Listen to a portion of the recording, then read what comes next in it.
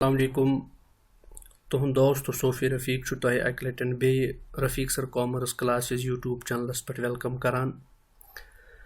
Journal एंट्रीजन हज recording कित पे गसान जर्नलस मज अत सिलसिलवार वीडियोन अंदर आज मे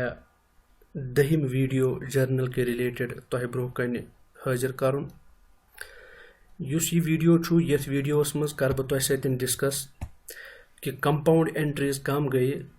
इमन हुन जर्नलस मज क्या ट्रीटमेंट दिन इवान इम कित पे जर्नलस मज रिकॉर्ड सपदान। और ब्याख अख चीज़ युस बह तुह सत डिस्कस कर सह गो ओपनिंग एंट्रीज कत वनान। ओपनिंग एंट्रीज कित पे जर्नलस मज रिकॉर्ड इवान करना। अमे ब्रोट कि बह समझाव तुह यम दोनवे चीज़ बह तुह रिक्वेस्ट करान कि अगर तुह यथ यूट्यूब चैनलस पे गोडिक लट यूट्यूब चैनल वुचान या गोडिक लट वीडियो तुम वुचान तुम करो यह चैनल सब्सक्राइब बे करो पन्न दोस्तन सत ज़्यादा से ज़्यादा शेयर ताकि मेजॉरिटी ऑफ द पीपल यम आसन मेजॉरिटी ऑफ द एस्पायरेंट्स यम आसन या मेजॉरिटी ऑफ द स्टूडेंट्स यम आसन या यम त कॉमर्स पर्न यछान तिमन आसि ज़्यादा से ज़्यादा बेनिफिट मिलान। दोयम चीज़ पतिम कि वीडियोज यम तिम गई उर्दूस मज अपलोड मगर वारियाहो एस्पायरेंटो स्पेशली यम नॉन कॉमर्स बैकग्राउंड तिमो कोर इसरार तिमो कर रिक्वेस्टस कि नज कशिर पे गोस वीडियो ब्रोह कन यून यह पे माजे जबान मज ज़्यादा समझ यवान इसलिए तिहंदिस अत रिक्वेस्टस पे तिहंदिस अत इसरारस पे कोर मे अजुक वीडियो बे कशिर जबान मज upload. Dear aspirants dear students वलियो आज करो डिस्कस इस चीज़ डिस्कस कर गोडुक चीज़ इस बह तुह वन यह सह गो कंपाउंड एंट्री क्या गई। तुह यम त वीडियोज वनिस तान वुचमत आसो जर्नल के रिलेटेड खास तौर यथ यूट्यूब चैनलस पे तुह आसो वुचमुत कि यस त जर्नल एंट्री तथ मज 2 अकाउंट इन्वॉल्व आसान मगर कुन सातन कह ट्रांजैक्शंस तिम आसान इमन ट्रांजैक्शन मज मोर देन 2 अकाउंट्स इन्वॉल्व आसान यानी 2 अकाउंट खुद ज़्यादा चीज़न हज तथ मज कत कर 2 अकाउंट खुद ज़्यादा अकाउंट्स तथ मज इन्वॉल्व आसान। नतीज नीरान मिसाल अगर कह ट्रांजैक्शन तथ मज 5 अकाउंट गो तथ बनन 5 एंट्री 6 चीज़न हज 6 अकाउंटन हज कत कर गो अस बनन 6 एंट्री कुन सातन इथे पे 10 चीज़न मुतलिक कत कर गो अस बनन 10 एंट्री। गर्ज मोन वनुक यह कुन ट्रांजैक्शनस मज 2 खुद ज़्यादा अकाउंट्स इन्वॉल्व आसान अस तीच एंट्रीज यीट अकाउंट्स इन्वॉल्व आसान तीच एंट्री पास करने। नतीज नीरान यह टाइम कंज्यूमिंग त बनान यह डिफिकल्ट त बनान पन टाइम बचाने खतर और थोड़ा सा आसानी पैदा करने खतर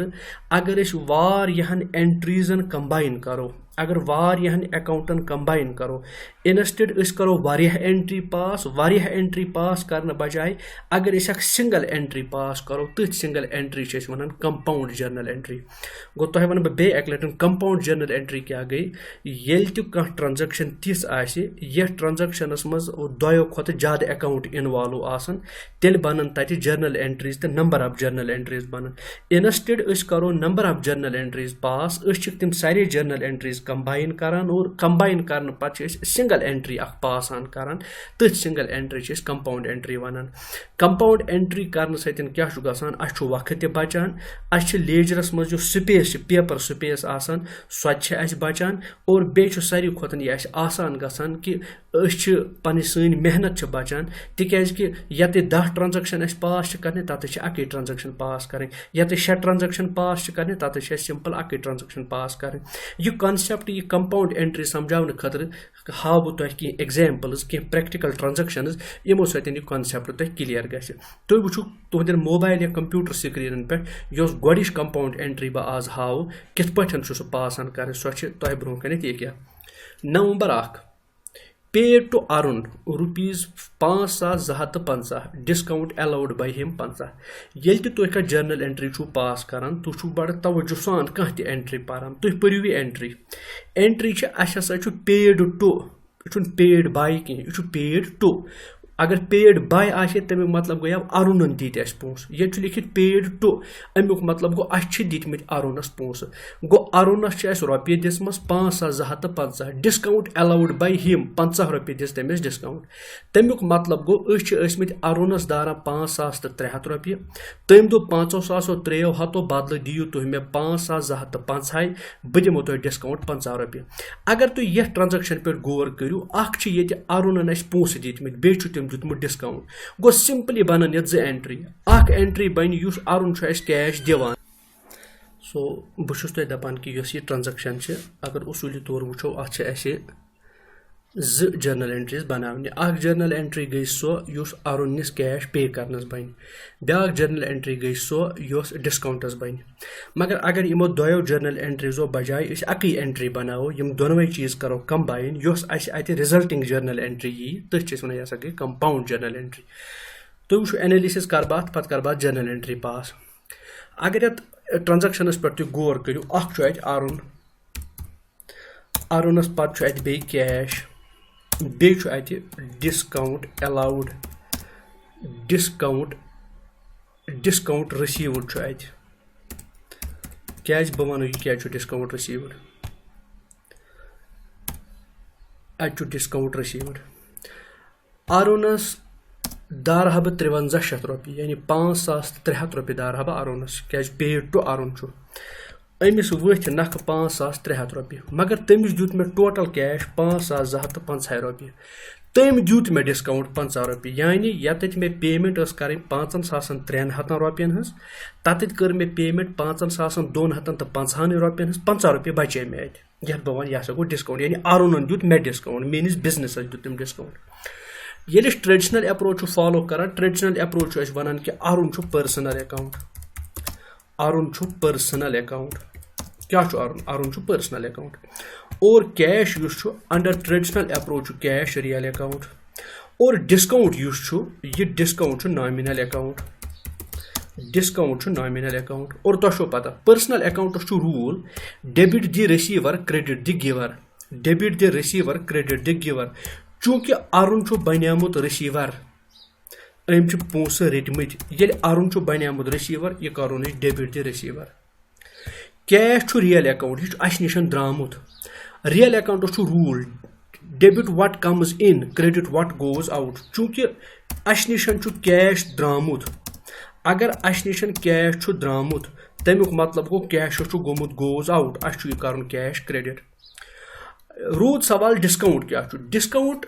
नॉमिनल अकाउंट रूल तमाम एक्सपेंसेस तो लॉसेस गसान डेबिट तमाम इनकम्स तो गेन्स क्रेडिट चूंकि अस डिस्काउंट रोटमुत अगर डिस्काउंट रोट अस मिले अस बचे 50 रुपये because instead of paying 5300 we only paid 5250 मतलब गो 50 रुपये आए मे फायदे अगर 50 रुपये मे फायदे आए यह मान खतर इनकम यह मान खतर profit rule credit all gains and incomes गो यह कर बह क्रेडिट तुम वो जर्नल एंट्री क्या बन journal entry one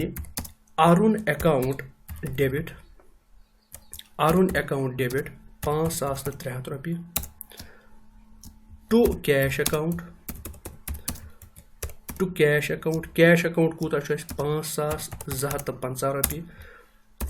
two discount received account यह कर थोड़ा ये सिद्ध बनावन टू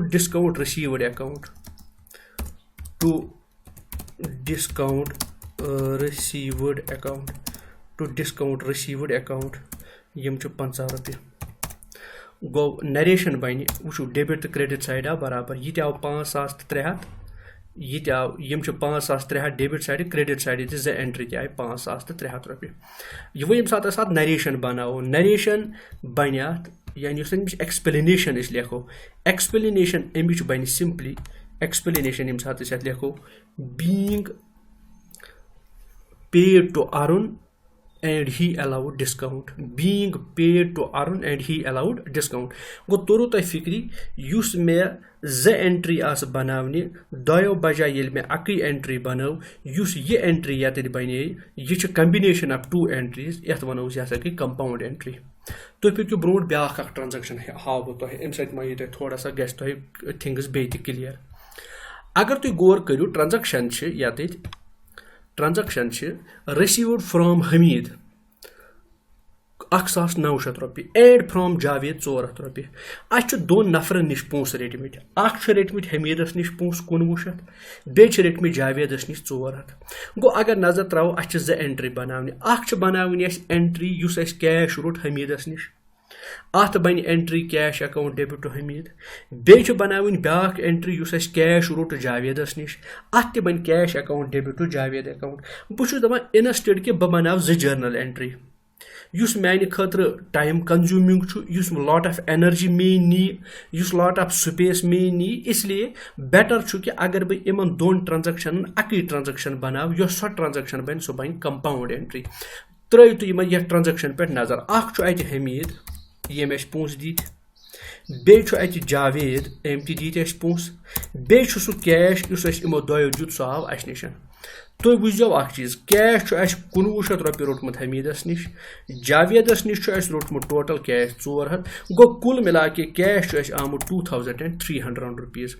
ट्रेडिशनल अकाउंट ये तुम फॉलो करो ये तुम ट्रांजैक्शन एनालिसिस करो ट्रेडिशनल रूल मुताबिक हमीद यह पर्सनल अकाउंट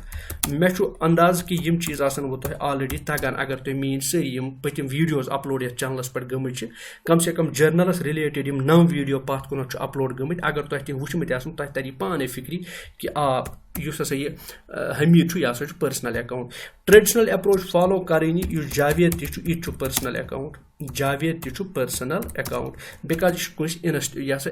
शख्स नाव कैश कैश रियल अकाउंट वो वुचु तुम ये ट्रांजैक्शन में 2 account involve personal account involve बे real account involve personal account rule debit the receiver credit the giver चूंकि रिसीव्ड फ्रॉम हमीदन दीत पोस ये हमीदन पोस दीत यह बनियामुत giver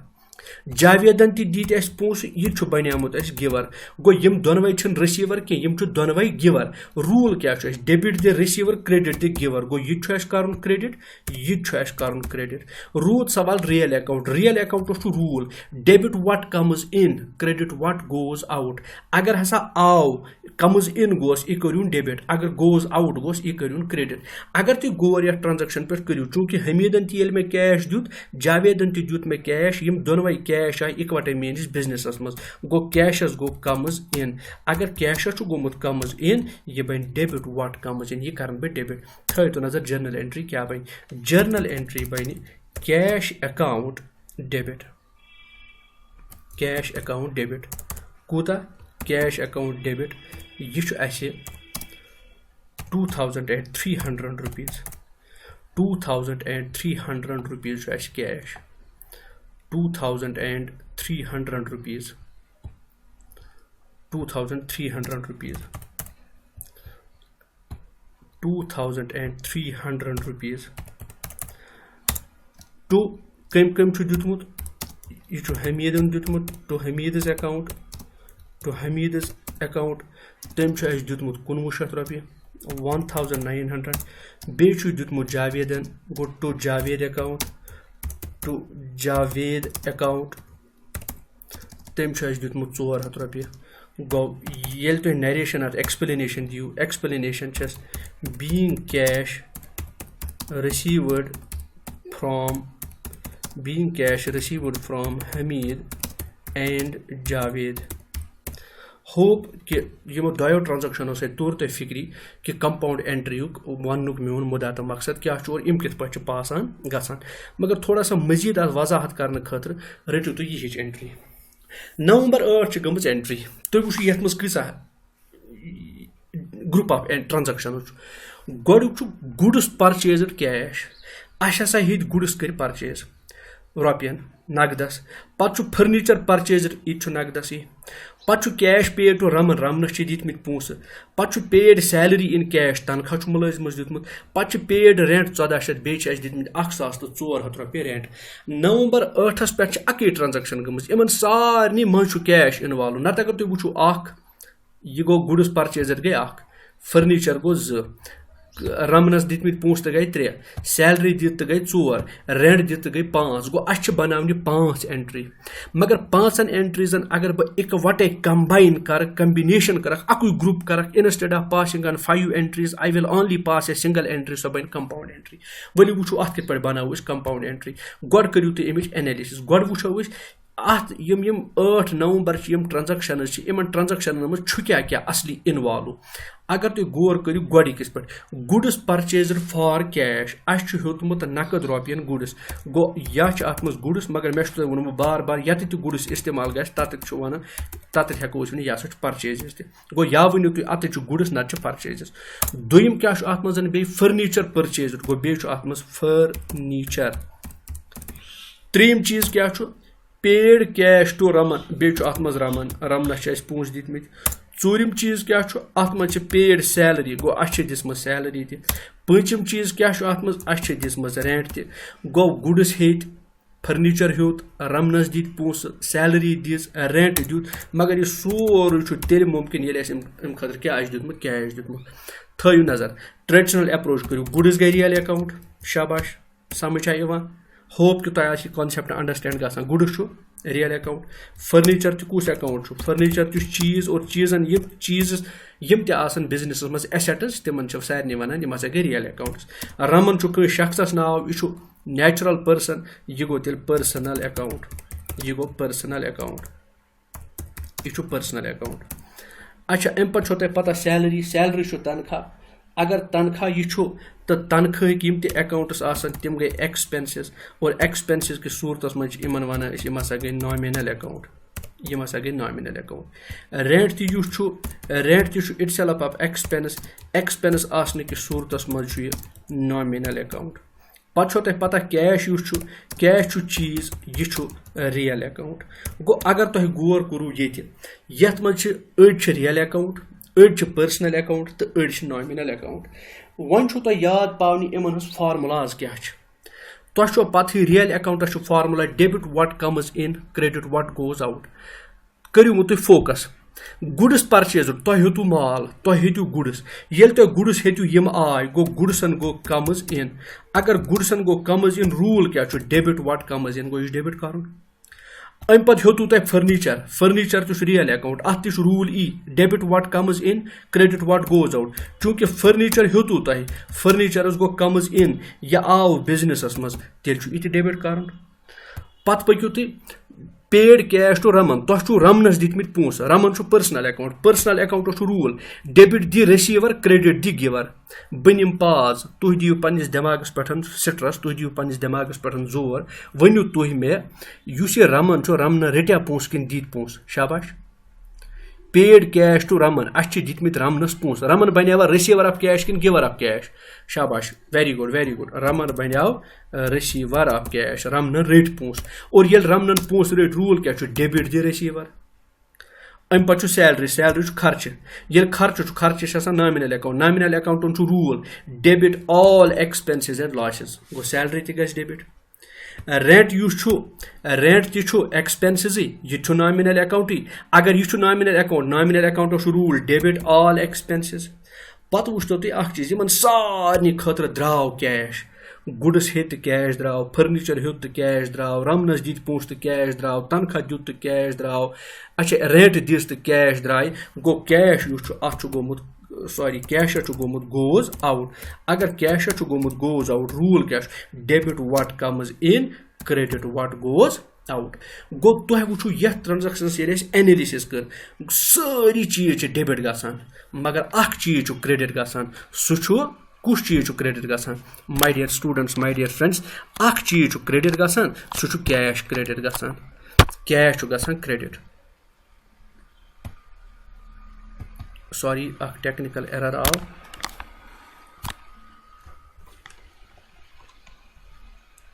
please bear with me for some seconds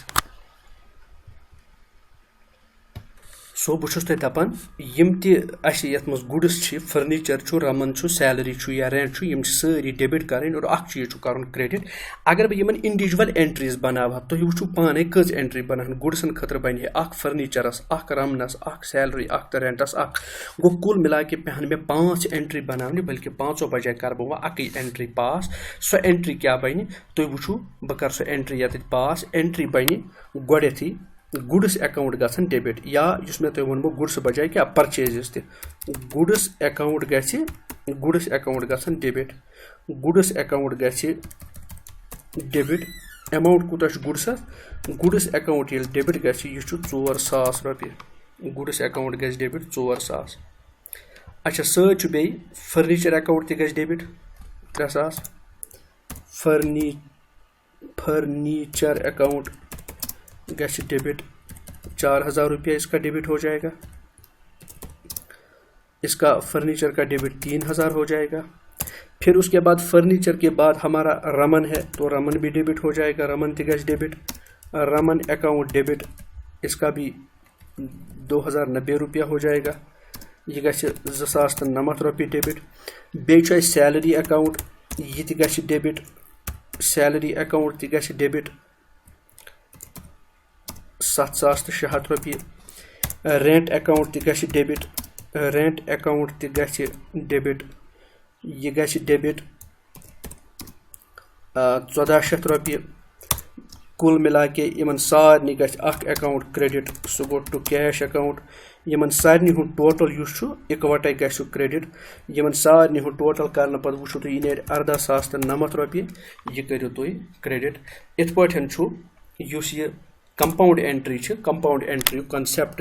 वो तुम कि इंस्टेड ऑफ 5 एंट्री कर मे अक एंट्री पास यथ मज हेको लिखित being goods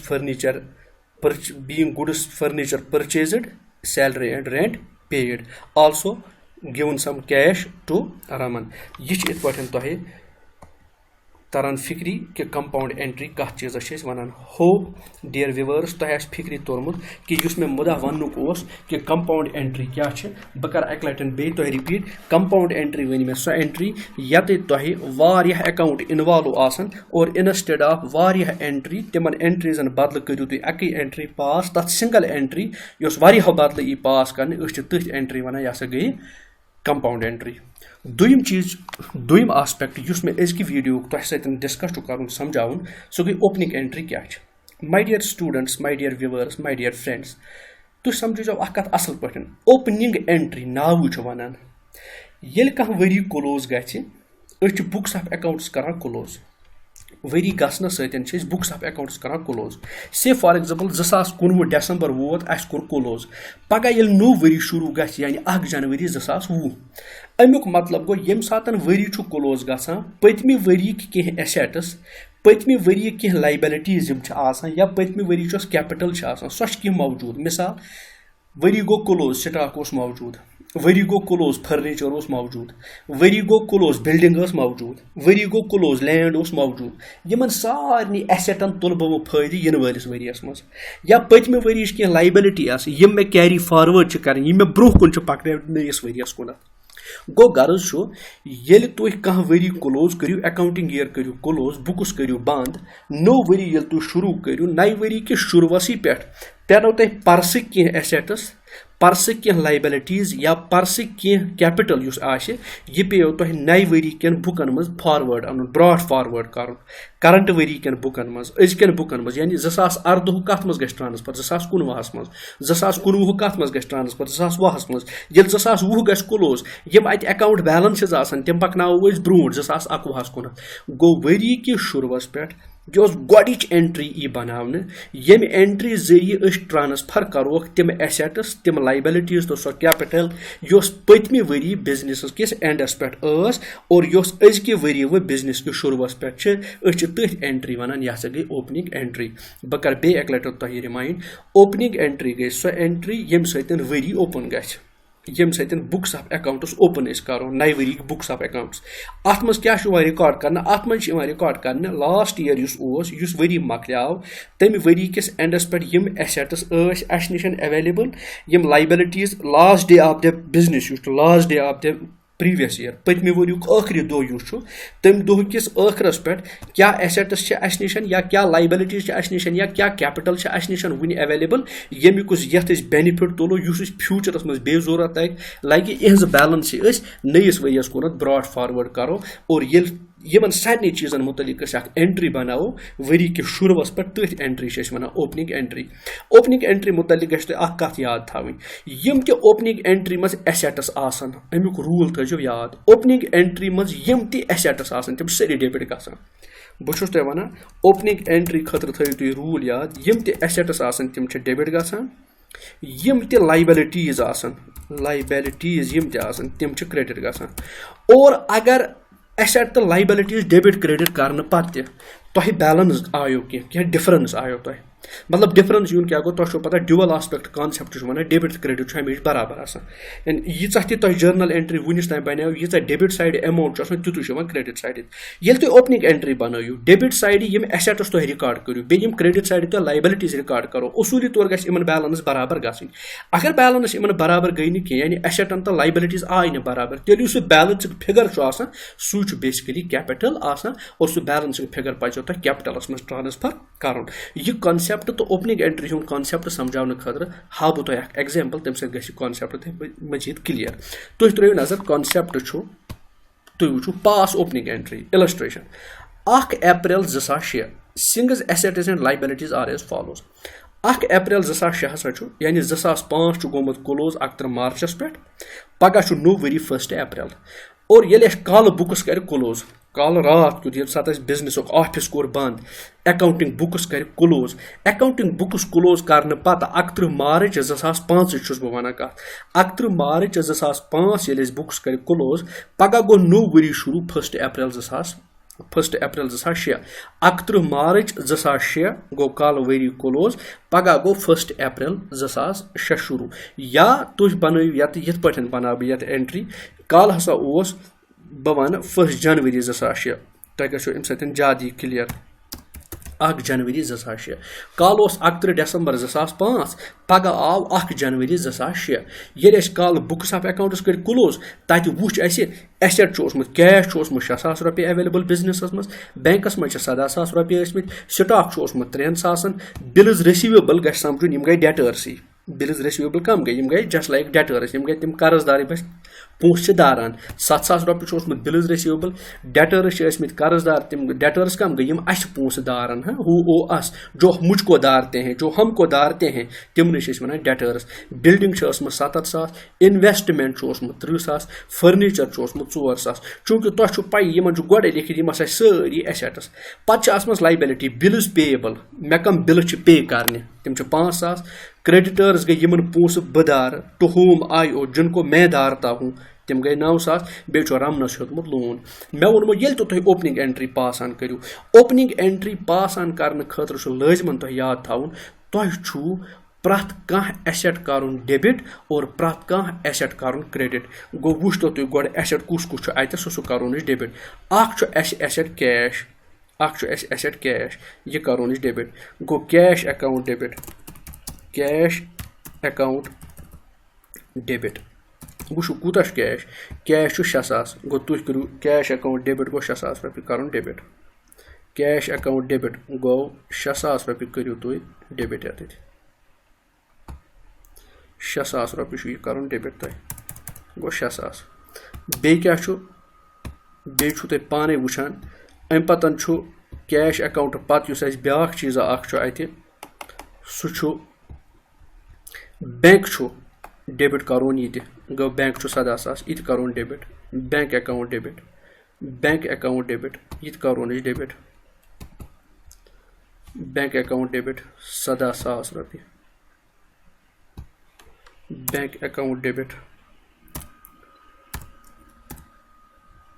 bank account debit ये कोर 17,000 रुपये बैंक अकाउंट कोर डेबिट 17,000 रुपये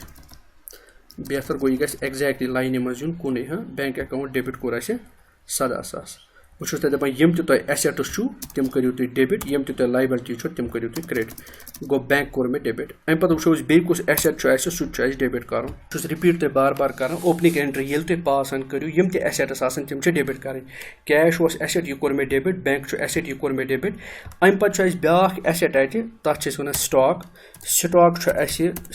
तरोन डेबिट स्टॉक अकाउंट डेबिटेड यह स्टॉक अकाउंट डेबिट कर अत अमाउंट 3,000 रुपये यह करोन 3,000 रुपये डेबिट अम पे स्टॉक पत अत बिल्स रिसीवेबल तह एसेट गो बिल्स रिसीवेबल अकाउंट करोन डेबिट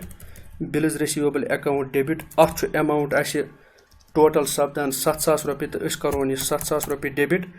बिल्स रिसीवेबल पे डेटर्स करो डेटर्स ते डेबिट गो डेटर्स अकाउंट गज बे डेबिट डेटर्स एसेट यह करोन डेबिट अगर डेटर्स कर डेबिट डेटर्स टोटल 3,000 रुपये अत लिखो अमाउंट 3,000 अम पे डेटर्सो पे बिल्डिंग यह एसेट गो बिल्डिंग अकाउंट करोन बे डेबिट